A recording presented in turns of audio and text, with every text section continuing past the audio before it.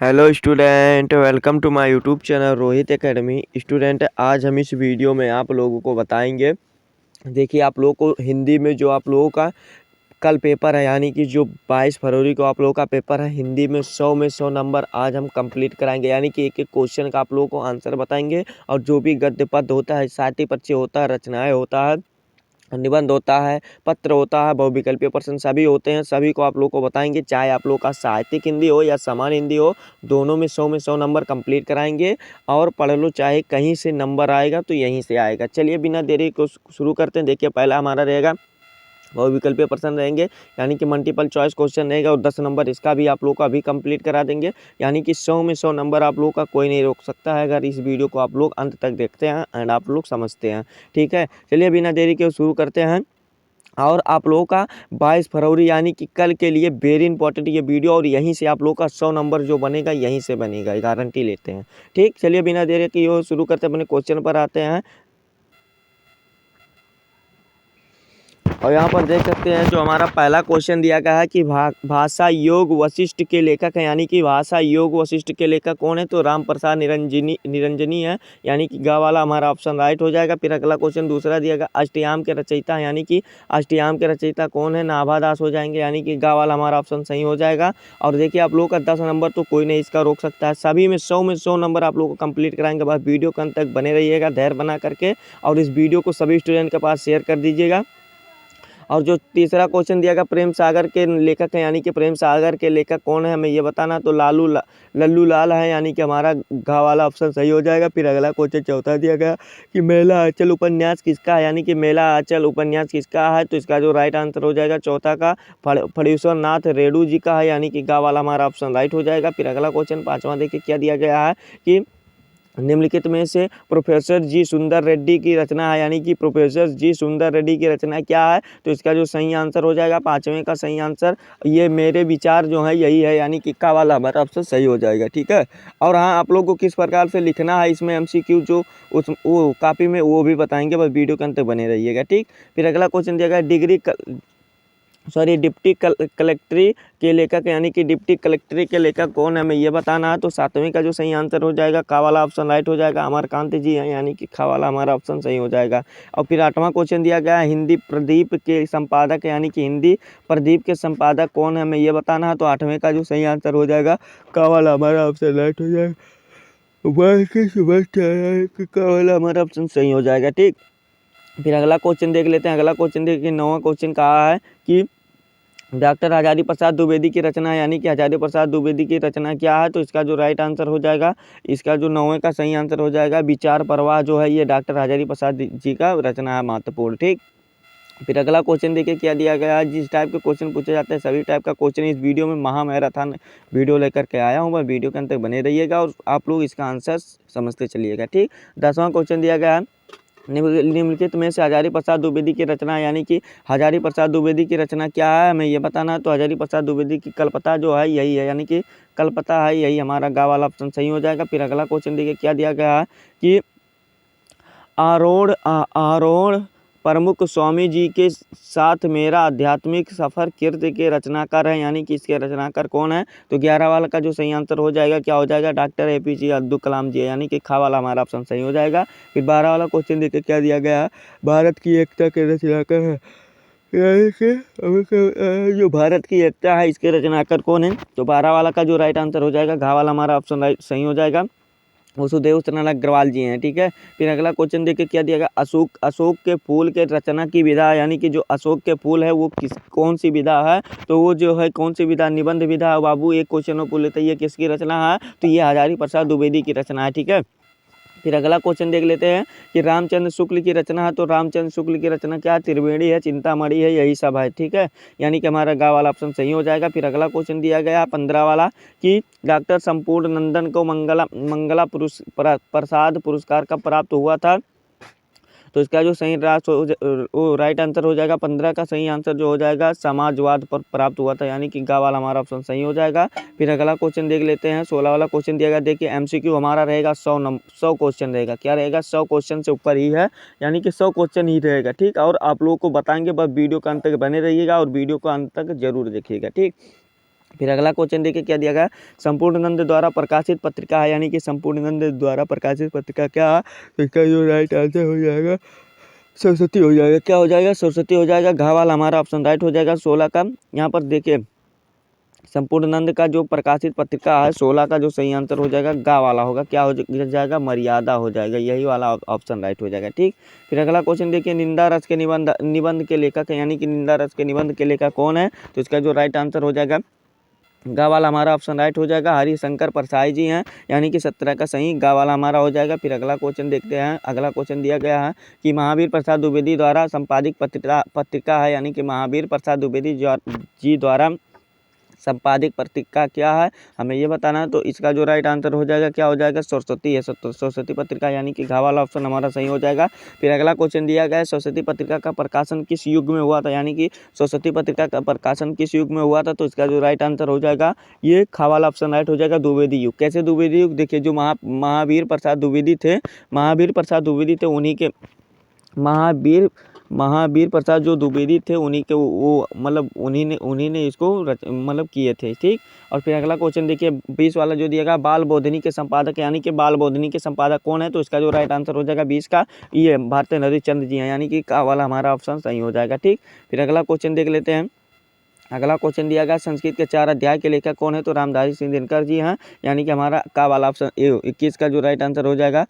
संस्कृत के 4 अध्याय पुस्तक के लेखक कौन है, तो रामधारी सिंह दिनकर जी है, 21 का हुआ कमल ऑप्शन सही हो जाएगा। फिर अगला क्वेश्चन दिया गया, पृथ्वीपुत्र निबंध संग्रह, यानी कि पृथ्वीपुत्र किसकी निबंध संग्रह में यह बताना है, तो इसका जो राइट आंसर हो जाएगा 22 का जो सही आंसर होगा घा वाला डॉक्टर वसुदेव शरण अग्रवाल जी हो जाएंगे। फिर अगला क्वेश्चन दिया गया, 100 अजान एक सुजान के लेखक, यानी कि 100 अजान एक सुजान के लेखक कौन है, तो 23 का जो सही आंसर कौन सा होगा, 23 का जो सही आंसर हो जाएगा बालकृष्ण भट्ट जी, यानी कि खा वाला ऑप्शन हमारा सही हो जाएगा। फिर अगला क्वेश्चन देखिए कि कितनी नावों में कितनी बार काव्य कीर्ति है, यानी कि कितनी नावों में किसकी काव्य कीर्ति है, तो इसका जो राइट आंसर हो जाएगा आज्ञा की है, यानी कि हमारा का वाला ऑप्शन सही हो जाएगा। फिर अगला क्वेश्चन देखिए क्या दिया गया, श्री चंद्रावती नामक नाटक के लेखक हैं, श्री चंद्रावती नामक नाटक के लेखक कौन है, भारतीय हरिश्चंद्र जी हैं, यानी कि का वाला हमारा ऑप्शन सही हो जाएगा। फिर अगला क्वेश्चन दिया गया, भाषा और आधुनिकता निबंध के रचनाकार है, भाषा और आधुनिकता के निबंध के रचनाकार कौन है, तो इसका जो राइट आंसर हो जाएगा हमारा घा वाला ऑप्शन राइट हो जाएगा,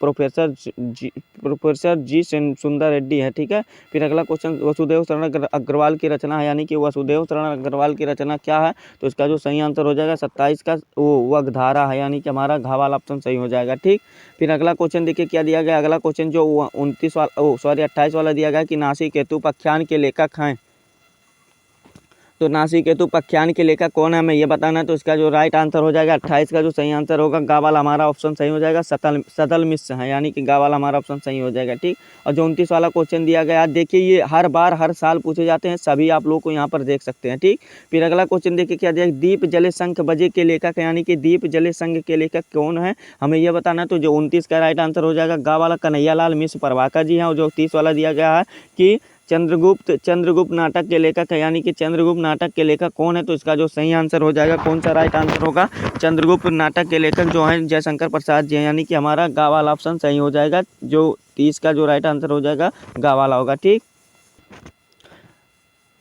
और जो हमारा 31 वाला क्वेश्चन दिया गया कि कलपता के लेखक है, यानी कि कलपता के लेखक कौन है, तो इसका जो राइट आंसर हो जाएगा ये हजारी प्रसाद द्विवेदी जी हैं। फिर अगला क्वेश्चन दिया गया, ध्रुव यात्रा कहानी के लेखक हैं, ध्रुव यात्रा कहानी के लेखक कौन है, हमें ये बताना है, तो ये जैनेंद्र कुमार है, यानी कि गा वाला हमारा ऑप्शन इसका भी सही हो जाएगा। फिर अगला क्वेश्चन दिया गया 33 वाला कि हिंदी नई चाल में ढली यह कथन किस लेखक का है, तो यह कथन किस लेखक का है, तो इसका जो राइट आंसर भारतीय हरिश्चंद्र जी का, यानी कि गा वाला ऑप्शन राइट हो जाएगा। कलम का सिपाही के रचनाकार हैं अमृत राय हैं, यानी कि खा वाला हमारा ऑप्शन सही हो जाएगा, 34 का जो राइट आंसर होगा खा वाला होगा। ठीक, फिर अगला क्वेश्चन देखिए क्या दिया गया, 35 वाला क्वेश्चन दिया गया, निम्नलिखित में से रामचंद्र शुक्ल द्वारा लिखा निबंध है, तो लिखा निबंध क्या है, तो कविता क्या है, यही है गा वाला हमारा ऑप्शन सही हो जाएगा। और फिर अगला क्वेश्चन दिया गया है कि विचार और वितर्क के लेखक, यानी कि विचार और वितर्क के लेखक हजारी प्रसाद द्विवेदी जी, यानी कि गा वाला हमारा इसका भी सही आंसर हो जाएगा। फिर अगला क्वेश्चन दिया गया, हिंदी का प्रथम पत्रिका रंट मर्टंट के संपादक है, यानी कि इसके संपादक कौन है, तो इसका जो राइट आंसर हो जाएगा 37 का जुगुल, यहाँ पर जुगुल रहेगा, सॉरी युगुल हो गया है, जुगुल किशोर शुक्ल होगा, यानी कि गावा घा वाला हमारा ऑप्शन सही हो जाएगा। फिर अगला क्वेश्चन दिया गया भारत दुर्दशा के रचनाकार हैं, तो ये कौन हो जाएगा, भारतेंद्र हरिश्चंद्र जी हो जाएंगे। ठीक, फिर अगला क्वेश्चन दिया कि भारत दुर्दशा के रचनाकार, यही वाला सेम हो गया, तो भारतेंद्र हरिश्चंद्र जी, इसका भी हो जाएंगे। फिर भारत देखिए क्या दिया गया है यहाँ पर कि भारतेंद्र हरिश्चंद्र जी द्वारा संपादित पत्रिका है, यानी कि इनके द्वारा संपादित पत्रिका क्या है, तो 40 का जो राइट आंसर हो जाएगा क्या हो जाएगा, खा वाला हमारा ऑप्शन राइट हो जाएगा, कवि वचन सुधा है, यानी कि यही सही आंसर हो जाएगा। फिर अगला क्वेश्चन दिया गया है क्या कि धर्मवीर भारती द्वारा उपन्यास है, यानी कि धर्मवीर भारती द्वारा लिखित उपन्यास कौन सा है, तो इसका जो राइट आंसर हो जाएगा 41 का भी खा वाला हो जाएगा, सूरज का सातवां घोड़ा वाला। ठीक, फिर अगला क्वेश्चन दिया गया रस कलश की किसकी रचना है, जो रस कलश है ये किसकी रचना, तो अयोध्या सिंह उपाध्याय की है और हरिओद की है, यानी कि हमारा गा वाला ऑप्शन सही हो जाएगा, 42 का राइट आंसर गा वाला होगा। ठीक, फिर अगला क्वेश्चन दिया गया निम्न में से जो सचिंदानंद हीरानंद वत्सायन का अज्ञे का जो काव्य संकलन है वो क्या है, तो हमें यह बताना, तो इसका जो सही आंसर हो जाएगा 43 का राइट आंसर कौन सा होगा, देखिए 43 का राइट आंसर जो होगा हरी घास और घास पर क्षण होगा, यही वो क्षण भर होगा, यानी कि यही हमारा घा वाला ऑप्शन सही हो जाएगा। फिर अगला क्वेश्चन देखिए क्या दिया गया है कि निम्नलिखित में से मैथिली शरण गुप्त की रचना है, यानी कि मैथिली शरण गुप्त की रचना क्या है, तो इसका जो 44 का राइट आंसर होगा आप लोग कमेंट करके जरूर बताइएगा, और ये वाला आप लोग देख लीजिए ये बात। ठीक, फिर 45 वाला देखिए तार सप्ताह का प्रकाशन 1943 ईस्वी में हुआ था, खा वाला हमारा ऑप्शन राइट हो जाएगा। फिर अगला क्वेश्चन दिया गया प्राकृतिक के सूर्यकांत प्राकृतिक के सुकुमार कवि कहलाते हैं, यानी कि सुकुमार कवि कौन कहलाते हैं, हमें यह बताना है। देखिए बाबू यहाँ पर आप लोग देख सकते हैं, इसका जो राइट आंसर हो जाएगा सूर्यकांत कहलाते हैं, यानी कि जो 46 का राइट आंसर हो जाएगा कौन सा होगा, खवाल हमारा ऑप्शन सही हो जाएगा, सूर्यकांत सुमित्रानंदन पंत जी। ठीक, फिर अगला क्वेश्चन है कि कामयानी किस युग की रचना, यानी कि कामयानी जो है वो किस युग की रचना है, तो हमें यह बताना, तो इसका जो राइट आंसर हो जाएगा गा वाला हमारा ऑप्शन सही हो जाएगा, छायावादी युग की रचना है, और दिनकर को ज्ञानपीठ का पुरस्कार मिला था, यानी कि किस पर मिला था, तो देखिए दिनकर को किस पर मिला था, इसका जो राइट आंसर हो जाएगा दिनकर रामधानी सिंह दिनकर को, 48 का जो राइट आंसर होगा गा वाला हमारा ऑप्शन राइट हो जाएगा, उर्वशी पर मिला था। फिर अगला क्वेश्चन देखिए क्या दिया गया तार सप्ताह का प्रकाशन वर्ष है, यानी कि जो तीसरा तार सप्ताह का प्रकाशन हुआ था, यहाँ पर समझने वाली बात है वो कब हुआ था, तो ये सन 1900 कब हुआ था, 1969 ईस्वी में हुआ था। ठीक, फिर अगला क्वेश्चन साकेत का महाकाव्य है, मैथिली शरण गुप्त जी है, ये वाला हो जाएगा मैथिली शरण गुप्त की काव्य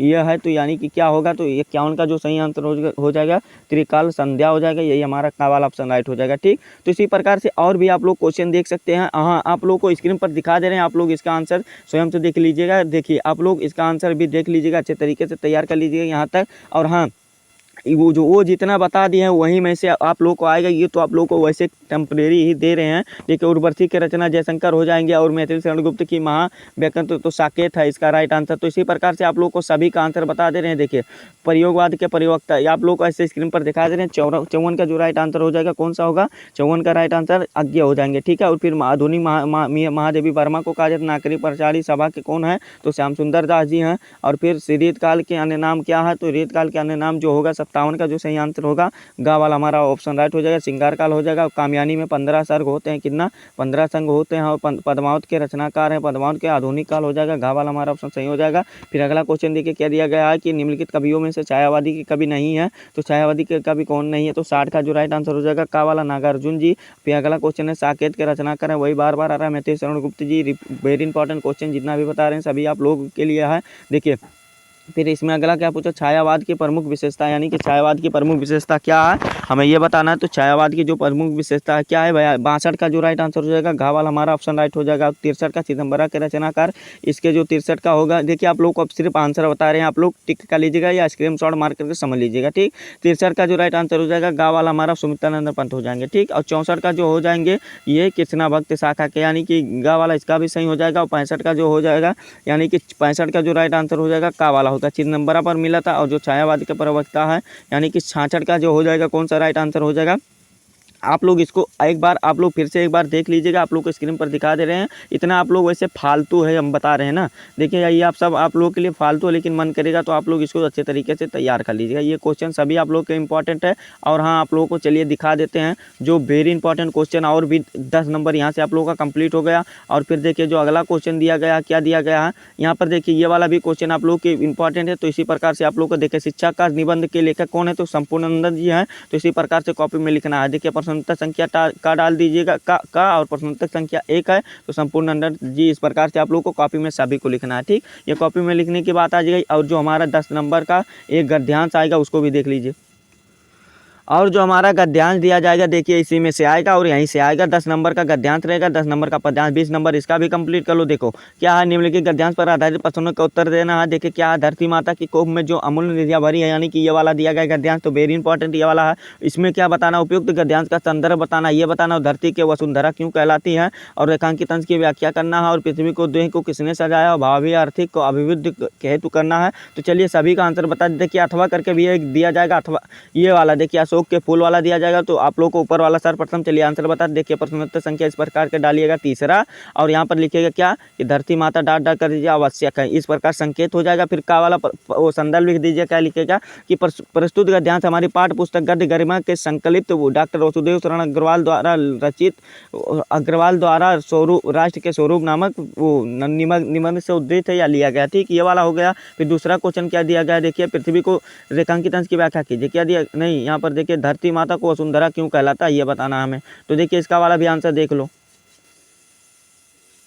तो यहाँ पर देखिए पृथ्वी को वसुंधरा या वसुधा इसलिए कहते हैं क्योंकि पृथ्वी को गर्भ अमूल्य निधियाँ का भंडार है जो लाखों करोड़ों वर्ष से मौजूद है। इन निधियों को पृथ्वी के गर्भ में पोषण प्राप्त है। ये वाला भी हमारा कंप्लीट हो गया, 4 नंबर हो गया। और फिर देखिए अगला क्वेश्चन इसमें क्या दिया गया है, रेखांकित अंश की व्याख्या कीजिए। तो आप लोग इसको देखिए ट्रिक बता रहे हैं। यहाँ पर स्टार्टिंग में ऐसा लिखेगा कि कभी कहना चाहता है, कि आप लोग आगे बना के लिख दीजिएगा, कभी कहते हैं, इस प्रकार से लिखना है। तो आप लोग का ये काम अच्छे तरीके से तैयार करना। फिर अगला क्वेश्चन देखिए, जो घ वाला क्वेश्चन दिया गया, क्या दिया गया है, बंद कई। और फिर जो हमारा अगला प्रश्न दिया गया है, पृथ्वी को देह को किसने सजाया, तो ये वाला भी देख लो। और फिर ये वाला देख लो, 5वां क्वेश्चन भी का आंसर देख लो। देखो पृथ्वी का देह वाला भी देख लो कि पृथ्वी को देह को नदियों ने सजाया है, इस प्रकार से आप लोग देख सकते हैं। ये वाला भी आंसर देख सकते हैं, ठीक। ये वाला गद्यांश का 10 नंबर हमारा कंप्लीट हो जाएगा। फिर पद्यांश का देखो दुर्बलता वाला है, 10 नंबर का क्वेश्चन दिया गया। तो दुर्बलता वाला भी आप लोग का इसका आंसर सभी का बता दे रहे हैं, स्क्रीन पर दिखा दे रहे हैं, आप लोग अच्छे तरीके से समझ लीजिएगा। देखिए इस प्रकार से आप लोग को उस कॉपी में लिखना है, संदर्भ हो जाएगा, और यहाँ पर ये रेखांकित अंश की व्याख्या हो जाएगा। और फिर देखिए क्या है, नायिका वाला हो जाएगा। फिर रूपक अलंकार इसमें दिया गया है। फिर जलद का जो अर्थ होता है क्या होता है, बादल होता है। और कृषक का लालना जो होता है किसान की पत्नी होती है, ठीक। ये वाला हो जाएगा हमारा, ये वाला 10 नंबर भी कंप्लीट हो जाएगा। फिर देखो क्या है कि और अगला खंड खा में जो आएगा कि संस्कृत के संदर्भ रहेगा, इसके लिए 7 नंबर दिया जाएगा। तो इसका वाला भी कंप्लीट कर लो। देखो महामाना विद्वान वाला है, तो यहाँ पर स्क्रीनशॉट मार करके आप लोग भी कंप्लीट कर सकते हो, रोक सकते याद कर सकते हो। देखो अथवा करके भी दिया गया हंसराज वाला। और आप लोग को चलिए सर्वप्रथम पहला वाला बताते हैं। देखिए आप लोगों को यही वाला है ना, तो थोड़ा इसको लिख दीजिएगा। फिर संदर्भ लिखिएगा, क्या लिखिएगा, संदर्भ की प्रस्तुत गद्यांश हमारी पाठ्य पुस्तक संस्कृत दिग्दर्शिका के महामाना मालवीय पाठ से लिया गया, अनुवाद कर दीजिएगा। इस प्रकार से अनुवाद भी आप लोग देख लीजिएगा, ठीक। फिर अगला क्वेश्चन चलिए पद्यांश वाला बता देते हैं।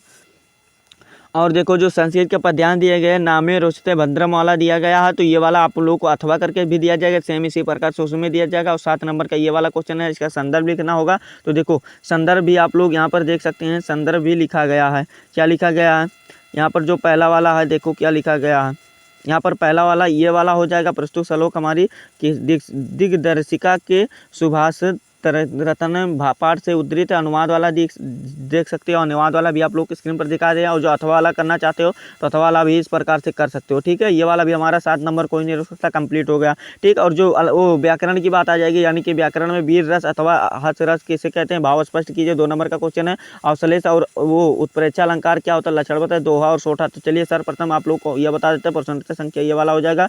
हास्य रस देखिए आप लोग को यहाँ पर दिखा दिया, और अस्थायी भाव जो होता है ये बता दिया, उदाहरण यहाँ पर दिया गया है, तो यहाँ पर आप लोग देख सकते हैं। और फिर जो श्लेष अलंकार होता है इसको भी देख सकते हैं, और जो हमारा क्या दोहा होता है इसको भी देख सकते हैं, ठीक। एक एक आंसर लिख करके बता दिया, और आप लोग का ये वाला भी टोटल नंबर कंप्लीट होगा, ठीक। और आप लोगों को आ जाते हैं साहित्यिक परिचय भी 10 नंबर आप लोग का यहाँ से कंप्लीट कराते हैं। यहाँ से 10 नंबर जो गद्य में जो पूछा जाएगा उसका भी कंप्लीट कराएंगे, पद्य में जो पूछा जाएगा उसका भी कंप्लीट कराएंगे।